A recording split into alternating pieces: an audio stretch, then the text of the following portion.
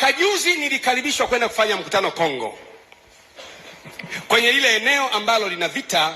Kuna baadhi ya miji nilikaribishwa kufanya mikutano crusade.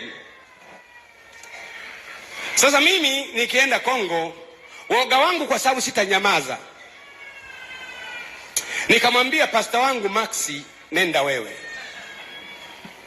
Pastor Maxi akaenda, akasema lakini kwenye mji unaokwenda kuna mahali ambapo hakuna ndege, mnaendesha na magari tu mwendo mrefu, na kuna watu wanatekwa hapo. Wale magaidi wale wanatoka polini, wamekosa chakula, wanasimamisha gari, wanaangalia ndani ya gari nani amevaa suti amependeza, aliye nawi, wanaamini ana pesa, wanamchukua wanaondoka naye.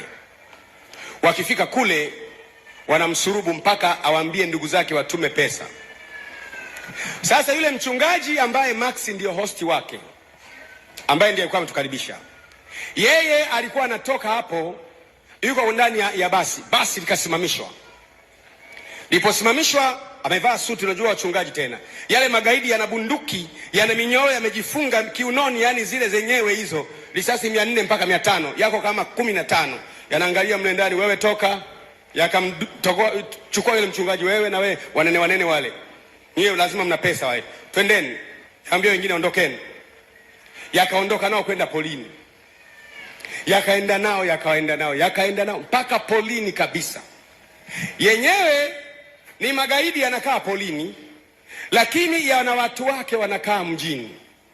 Yakikuteka yanakwambia piga simu uambie wale watu wako walio mjini wampelekee mtu fulani hela, tunakuachia, kama sivyo tunakupiga mpaka unakufa.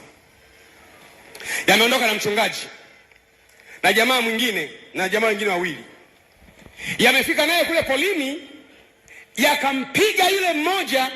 Yule mchungaji, habari hizi za yule mchungaji, yanatumia kupiga sio fimbo, mpini.